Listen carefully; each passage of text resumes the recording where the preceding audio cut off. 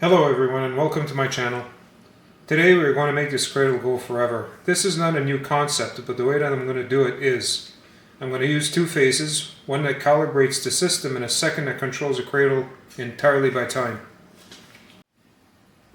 Now let's bring in the components that's going to make this work. We've got the metal sensor, the electromagnet, 3D printed model that holds it together,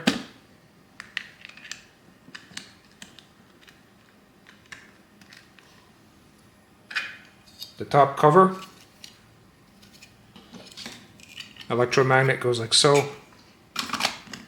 Cover snaps in place. And this is lined up with the cradle like this. Okay, let's bring in a few visuals. We're going to have an LCD that displays some attributes when this thing is in operation. I'm also going to include a compass so you can see the magnetic activity. And there's a circuit off to the left. I'm not going to display it in this video because I don't want to get too technical. Let's give it some power.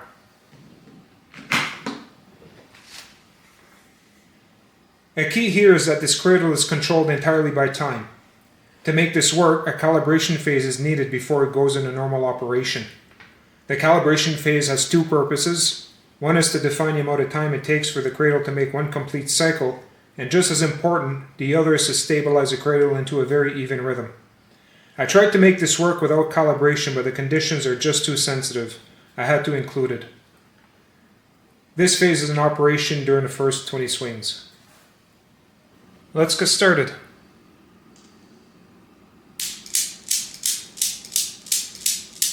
This is a timer. These are the number of swings. And this is how long in milliseconds it takes for the cradle to make a single cycle.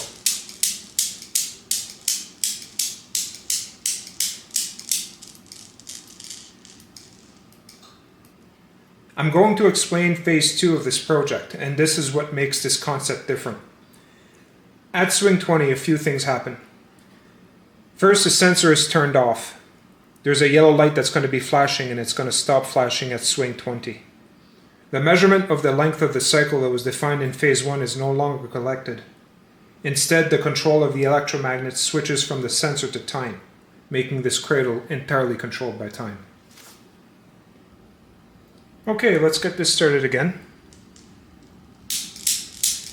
If you look closely here, you're going to see a flashing light. The sensor is active.